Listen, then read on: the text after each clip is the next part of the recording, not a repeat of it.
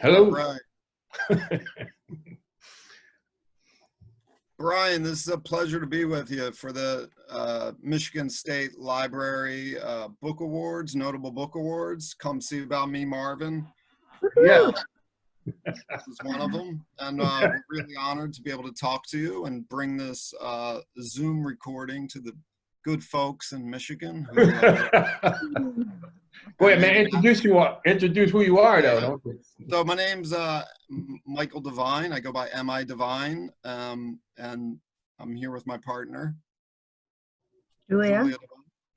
And Brian and we toured his book this fall to rave reviews and some of the biggest crowds in northern New York.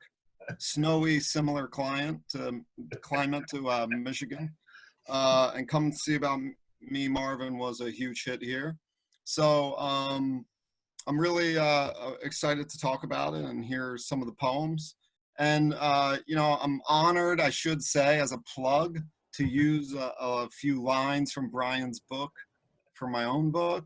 And I hope he reads from that poem as well. And I write about Brian's poems. So, I feel like I have a few things to say about this guy's poetry, who's I've been reading for about 25 years now. But without further ado, why don't we talk a little bit about this book, which just feels like it's a cultural geography. It's about the Midwest. It's about Michigan. I think about books like Kwame Dawes came out with a book called Nebraska this past year about place and space and bodies in cities and also, across the country. And your book feels like it's a wintertime, quiet, kind of almost isolated, at times kind of deathly feel. And if I could just begin with one of probably the most powerful haikus in the book, which is Winter, which is cold Michigan streets, Black Lives Matter sign, nearly covered with snow. I mean, if that doesn't feel prophetic in the summer of 2020, I don't know what is. Can you talk just a little bit, Brian, about after the snow has melted? But I mean, I feel still strong about the book. I think it has a great sense of place for me.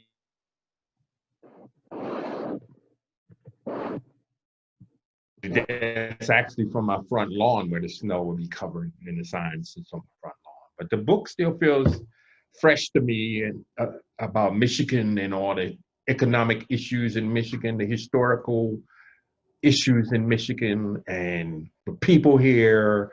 But the book is really about, as you probably know, is really about being inspired by Marvin Gaye and having a conversation sort of with Marvin Gaye, kind of back and forth conversation with Marvin Gaye. And these poems come out of that conversation. Like, what did he see when he was here in the Midwest? As opposed to me, and Marvin Gaye, like me, is from Washington, D.C. And that's kind of like the spirit of the book. And that's why everything here in the book is kind of interesting to me, because I'm not from here. And it's very, very, very fresh and very realistic to me. The cities I visited, the neighborhoods, and the people I've met, and my children interacting with the state, my whole family's here. Just everything about it that was the spirit of the book, to kind of put myself in the Midwest and feel out of place. And that's why it's called Come See About Me, Marvin. It's almost like a cry in the cold to say, somebody come see about me. It's like the old Supreme song, though, Come See About Me. But I used Marvin Gaye as my muse, so to speak. And the first poem, you'll get into the poems in a second, but I just wanted to say that it's very much a book about isolation. You're here without your family at the beginning. I guess you're teaching law, and you're sleeping in a bed full of books on the first page. And the book that you're sleeping next to is actually about the Kent State shooting. Right. which takes us to another Midwestern site. So it's a very nuanced, sophisticated, at times super subtle kind of mapping of the violence in the Midwest. And you say in that one, I read about how the president once had some students murdered at Kent State and no one went to jail. Right. And it's an amazing, opening to a book, because you'd think you'd be reading some romantic stuff. That's a poem to your wife. But that's the kind of spirit of the book, right? Yeah, that's it. That's the spirit of the book. As I said, it's kind of like these built around these messages to whoever, but a lot of times to Marvin Gaye, kind of asking these questions out into the cold, I guess, the cold and the dark and the loneliness at times, and asking these questions about certain things. Man, that one in particular is interesting too, because it is actually partly true that I did actually meet a person who was roommates of one of the students who was shot and killed at Kent State. She told me that whole story of how that story in the poem is actually true. It's referenced there. That's a true story. I didn't make that up at all. And of course, Kent State is a real event as well. So I kind of built that around there, and I actually did have that book at one time, because I read the book about Kent State and what happened and why it happened. So I guess it is kind of relevant to the things going on now. We just had the National Guard out. But things have calmed down some, so that's good. And but that's a very interesting point, I would say. So do you want to map this for us a little bit, and maybe we could start with some poems of the Midwest around? Yeah, that sounds cool.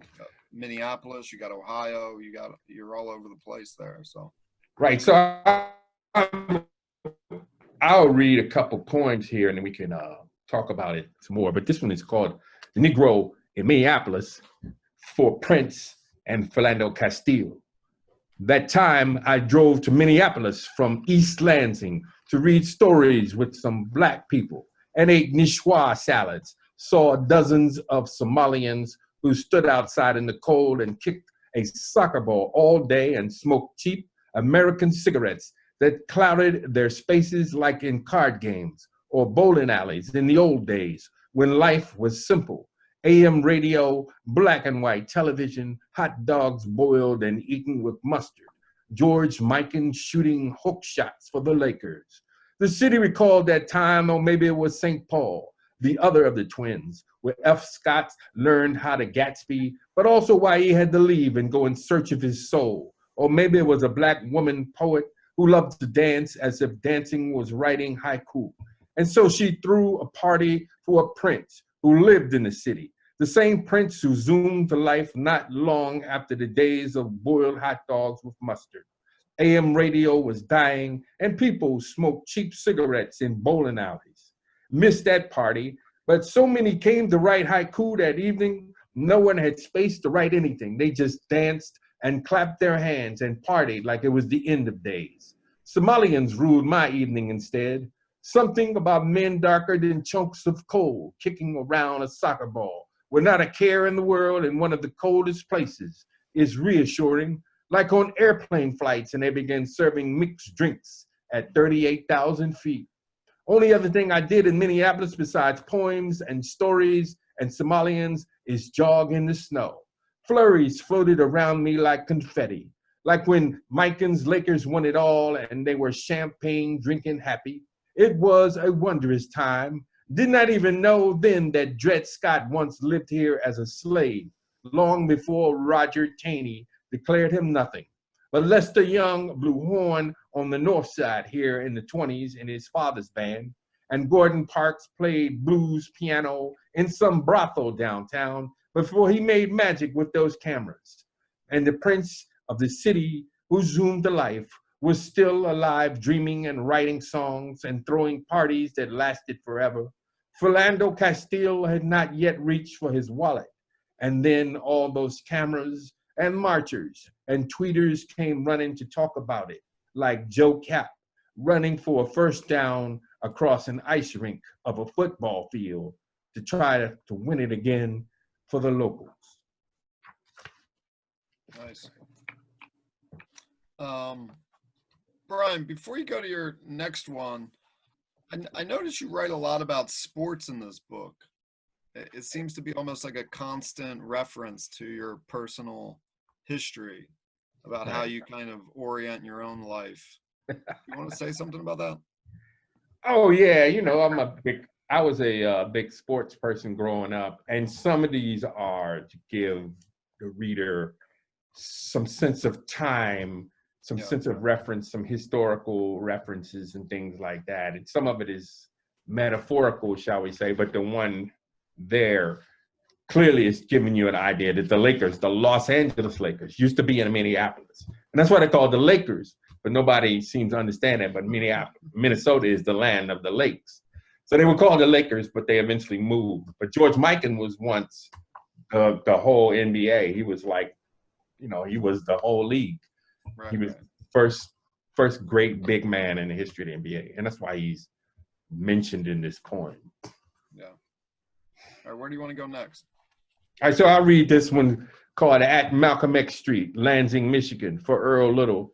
And I wrote this one mostly because I thought the story of Earl Little was little known to a lot of people. And just around the corner is where they killed your father. The streetcar tracks long gone.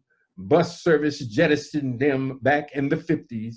Parking lot marks the intersection. Bus drivers sit there now and then and surf their smartphones more than their customers. There was nothing marking the death of this man, a Garveyite, dead right here regardless. Nothing of his pride, unbitten tongue, audacious nerve. If he had not come as he came, perhaps you would not have come as you had come. If he had not spoken loud, maybe you would have been meek, and things might still be as they were so long ago and for so long. He never danced so others could feel big. He died 100 deaths for what he believed. He rode his wagon into the most difficult of places, sundown towns like Owasso, where he chose to risk his demise rather than become the walking dead. Still, we will never know what really happened out here at this crossroad that is as quiet as a city park mid-morning every day. Did you tell Haley what you believed or what you knew? Was it real or just soapbox chatter to hide your wounded heart? But this we do know, he walked upright. He spoke like the earth beneath his feet was his as well. Instead of dismissing him, maybe we can seek to understand his time. He, a man of humbled strength and infinite love. He, a man who cared for the world. He, a man who did not die in vain, unacknowledged, yet still adored in this silence. Nice. Now, that seems to be another one of things that we don't know about the past, like the Lakers almost. These are monuments that are hidden. Right. Which again seems fairly prescient for our moment right now, where monuments are very much of the cultural conversation, right? Yeah. I mean, it's kind of like they are disassembling, you know, as I'm trying to assemble the story, and what they're doing with this protest is kind of disassembling the story a little bit. It's trying to say that that part of this country, this empire, is over. We ultimately, finally, at last, seem like they are ready to reject it completely. It's something that probably should have happened in the 1800s, right after the Civil War, but it did not happen. And, you know, I probably should read the poem about Grand Rapids next, because of this weird dichotomy here when you're in the North and you see Confederate flags, and you wonder why you're seeing Confederate flags in the North when Michigan was straight up United States, blue, Union, Lincoln, that kind of thing. So this is called Grand Rapids Civil War Reenactment. At last, Abe Lincoln, black broadcloth coat, sugarloaf top hat, and the beard. A piece of costume, of course, but yet something essential to the man must be worn. Grace Bedell's wishes in a letter, a piece of history we can never not mention now. There were only blue coats around him, there being no ambivalence or longing for some other ending, like historical fragments that are part of life back east, like who knew across the Potomac River from the great city Arlington Cemetery, once Robert E. Lee's family home, and Maryland, Frederick Douglass and Harriet Tubman ran away from that place. Not to mention those annual war reenactments, those godless displays of our lowest moments, Confederate flags, South trying to rise like a vamp from their own dirt, Abe nowhere to be seen amongst fake cannon, smoke, and charge. Antietam, Manassas, Gettysburg, but this is the North, Union, and no, not UAW, but the blue, God and country folks. 90,000 here would put their bodies on the line. Nearly 15,000 would die. They mean it, death for their democracy, for what they conceive. Northwest Ordinance, their constitution. No Africans in chains sold on blocks like antique furniture. This is the other door of no return. There it is, the Detroit River. Many shall vanish in the night, reappear in morning in cities beyond this republic. Dresden, Lakeshore, Windsor, the Brits aren't saintly, but they were done with the business of flesh. We will shoot each over it religiously for a bit longer. Got a bullet, especially for this tall guy strolling through downtown Grand Rapids. Do all the people gawking know he never came here once during the war? Maybe we really are all staring at a ghost.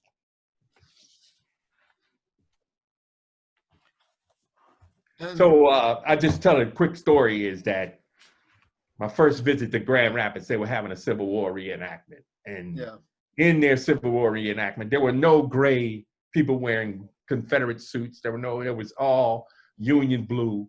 And one guy was dressed up as Abe Lincoln. And they were at this monument for the war and everything, and they had a ceremony. But back east in DC, because of where DC was located, that's where the war was fought. So every time they would have a Civil War reenactment, they would always have Confederates. It would always be like a mixture. Or if you went over to Virginia, there was Confederates were definitely going to be winning that battle. I mean, the reenactment battle. So I was just trying to, with the poem, just trying to get into my experience is totally different from what I saw here in Michigan. And it was actually refreshing to see the other side, I should say. You do have quite a few references to Confederate flags throughout, and also a few haikus. Can you talk a little bit about form in the collection, real quick? Right. So driving that.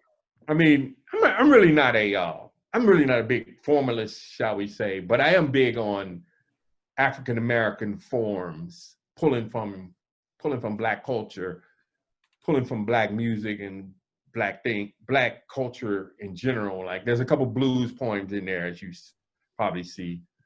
And there's also a poem in there that's called a sermon, and that's out of the Black church experience. And there's some other ones in there, like some rhythmic pieces in there to try to have rhyme schemes and things like that. So the haikus kind of like are sprinkled in there. It's a couple in there, but I'm really not a big formalist, shall we say. I'm just not really that much of my thing. But I'm trying more and more now to incorporate African American forms in my poetry. I mean, so that's kind of like where I wanted that to be real clear, especially with the blues, jazz, music. Music is kind of always embedded in a lot of the pieces. Yeah, I mean, if I had to say, it seemed like you were interested in these really static moments where the haiku kind of serves you. North wind blows wildly, two boys come out, take it down, fold the Confederate flag careful and slow like at a funeral. I mean, it seemed like there was a lot of moments of stillness, of death. Right. That was out of occasionally you see these Confederate flags, and you know, you see people like, you know, the Confederate flag in a lot of places up here amongst people. It's a small minority, I would say. People looking at it like, you know, they handling the flag like they would handle an American flag, I would say, like a United States flag. Even though the Confederacy sought to overthrow the government, I mean, they're basically, in a normal war situation, they probably would have been thrown in prison and would have been war criminals and tried as traitors. No, who knows what would have happened to them? I'm just saying. I mean, John Brown was shot for trying to, you know, attack the institution of slavery. He attacked the U.S. government. He was hanged. I mean, he was executed. But the Confederates, totally different thing. The Confederates, Jefferson Davis. I don't know if Jefferson Davis, whose statue they're tearing down, I don't know if he was ever imprisoned or tried or anything. I don't know. A lot of them didn't ever get imprisoned or tried for war crimes or I mean, these individuals, people don't understand that, but they tried to basically overthrow the republic. I mean, I've been seeking an answer for that for a long time. How did that possibly happen? And nobody said. People barely say anything about that in the public schools. It's not the narrative they teach even in the public schools, that these people here were, you know, how in the world did they ever become legitimate? I mean, that's nonsense. It's just part of the pop culture almost. You're probably right. I think we need to rebuild with poetry. Julia, did you want to ask about forms and accessibility? Well, yeah, I was going to say that you were mentioning music. I think your poetry is very accessible, which makes me want to ask, can you tell us a little bit about your shirt? Oh, like I said, this is Adrian Mitchell, who's a British poet. It says most people ignore most poetry because most poetry ignores most people. And I think he was trying to say kind of like what your question is saying, which is people don't really write about the ordinary person that much. They're into, I mean, I don't want to complain, right? I mean, I write personal poetry, but a lot of times you read poetry and people start out and it's some version of, oh, woe is me, here I am, you know, alone, that kind of thing. It's like this sense of isolation and desolation, but it's not like in a sense of a daily kind of thing. Like now you might write about the struggle going on with people on the streets, the struggle getting money for COVID, trying to get food, you don't have a job. It's not like that. It's just in general, people are complaining about my life is worthless and that kind of thing. And, you know, there's value to that. I'm saying there's value to that. But all I'm trying to say is, for me to be more accessible, if you write about ordinary people, people can identify with that more, because 99% of us are ordinary people. Yeah. We wake up, we try to pay our bills, we try to get food, we try to take care of our children, we go to work, we come home, we listen to music, we have fun, we try to hang out with people we love, people who we like. And that's really the poetry that I've always been drawn to. Even when I was writing very stark political poetry about Black America and stuff like that, it's still about ordinary Black people, ordinary. And so now when I'm out in the Midwest, I'm writing about who I see and things like that. Yeah. So You're bringing you're bringing the poetry back to the people. It's something very democratic about what you're doing. That the poetry is for, you know, the common person, and and it also stems from the other work that you do, I imagine, and all the people that you work with and that you see, and you know, you're seeing complex humanity, and I like how you write about that in your poetry. Right. That's a great point, because I work as I run a pro bono housing clinic out here. I teach my students how to be lawyers, and then they work in the clinic, and that's the other part of my life that informs my poetry. Just as my poetry, I feel informs my work in that clinic. And it's kind of like a back and forth kind of thing. Yeah. I think that's what I'm getting at. And, you know, now since this COVID thing started, it's even more stark because of what people are going through.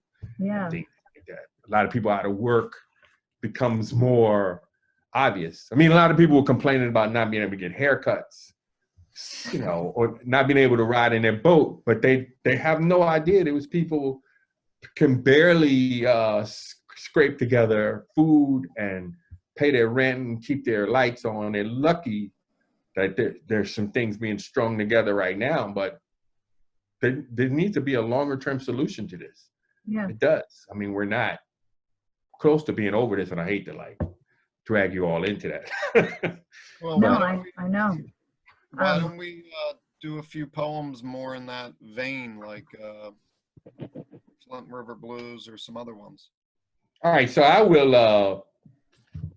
I'll read the other blues in here, which is another city called Inkster. Oh yeah. Inkster, Michigan is a you know, it's a factory town. It's where the auto industry came. Ford was there, and Ford is not so much there anymore. So when we would get out, we once had to go to this city called Inkster, me and one of my students. And this is for that student. This is called Inkster Blues for Greg. And it is a blues.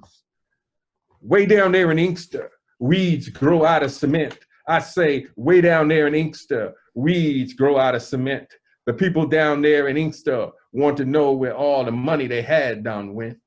Down the way in Inkster, there is just one auto plant making cars. I say, down the way in Inkster, there's just one auto plant making cars. A lot of churches and used car shops, too many overcrowded bars. We rode 96 to Inkster trying to save a woman's home. I say, we rode 96 to Inkster trying to save a woman's home. The courthouse was so crowded, I thought of the fall of Rome.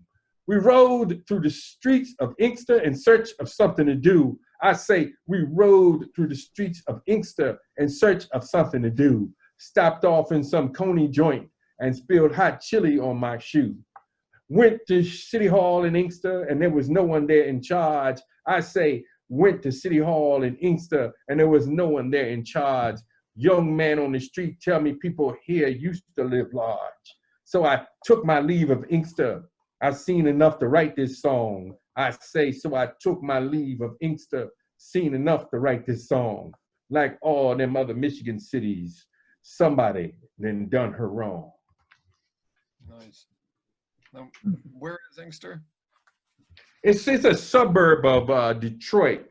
It's near Wayne. Wayne is another suburb of Detroit. Detroit is surrounded by a lot of little small cities. Some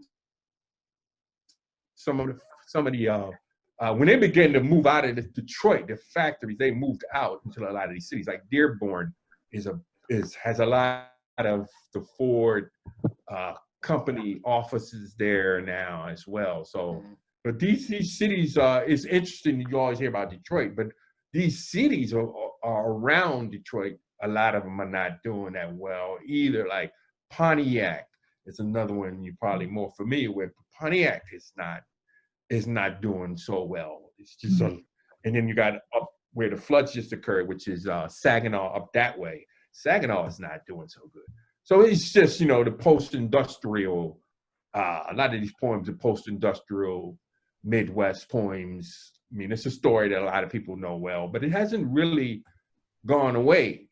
I mean, it hasn't gone away. It's not like people have been retrained or anything like that. It's not like they found better jobs, anything like that. They've been making do as best they can under the circumstances. So I'm thinking maybe one or two more poems. Does that sound like a? Yeah, that sounds fine. I don't know what you. I will read. What about the? One of the messages to Marvin Gaye poems, shall we say? This was called Distant Lover #2. And this is about returning home when I went back to DC and reflecting upon being out in the Midwest. But this is Distant Lover #2. Dear Marvin, come see about me. Long way from home, Cold out here. No palm trees, citrus fruit, no 80-degree days or beaches made of sand.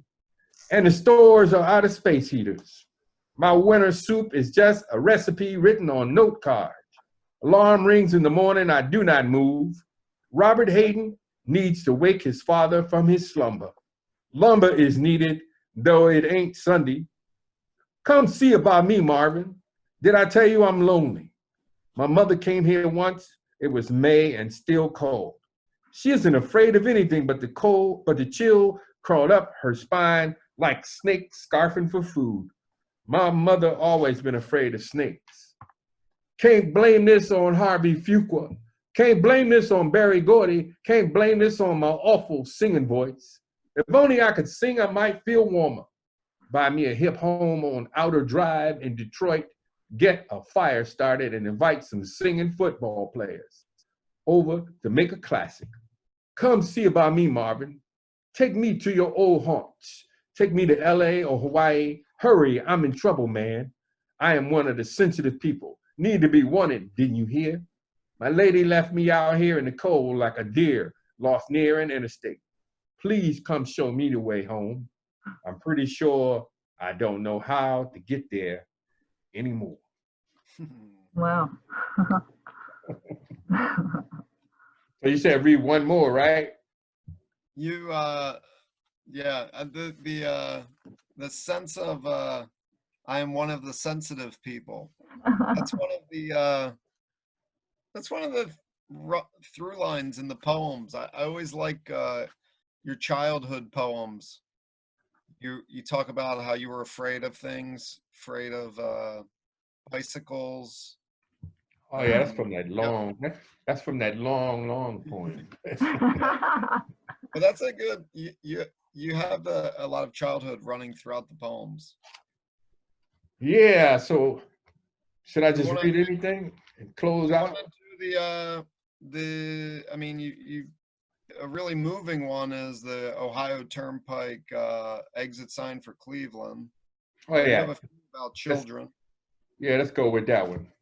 Okay. Okay, so this is the minute I must have rode back and forth to DC many times, and but when you get off the turnpike and you're heading up to Michigan, it's exit 64. So I never forget that exit. So this is just really about just doing that, and it's also a post.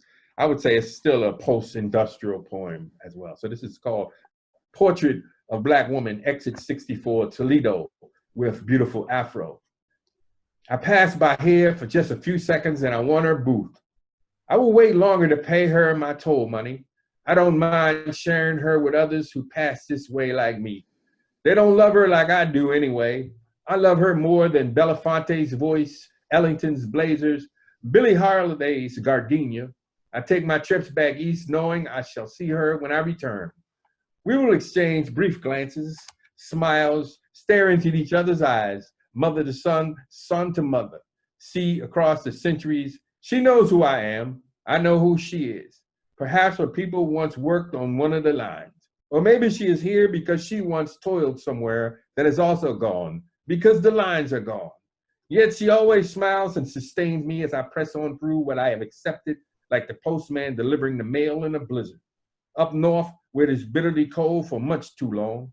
Isolated and forgotten to everyone, but still, I do not get an easy pass. If I had an easy pass, I would just zip through the gates in seconds. Some system taking note of me.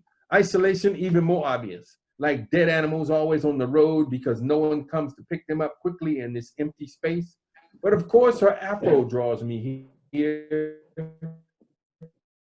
The laughs, gas of what was. We of cotton gins, hot factories, automated tellers, express checkouts in retail. Our glance puts that on hold, but not for long. It is a question to which we have no answers. We zombies with our smartphones and impatience. And did I tell you the other day I saw a car on the road with no driver? It never moved too fast, always cut on the blinker to change lanes. And this is what we have decided to do to all the women with beautiful afros. Never will they be there to smile one day. No one to help us understand what means the most in this frozen, unforgiving air. those small moments that last a lifetime. And when they are gone, there will be nothing else out here but the cold. Bravo. Thank you. Woo! And the cold, I guess the cold is pretty good words to end on for you. Go ahead. So the cold is pretty good words to end on with your depiction of the world of the Michigan and the Midwest. Yeah. But I want to thank you for joining us. And Thank you, Mike, Julia. Yeah. Very much, and most appreciated. Hope to see y'all soon. Yeah. Yeah, And thanks. buy Brian's book. Yeah. And Put thanks it to on the your list. That's Michigan required State reading. Library people. All right. I'm gonna. Okay.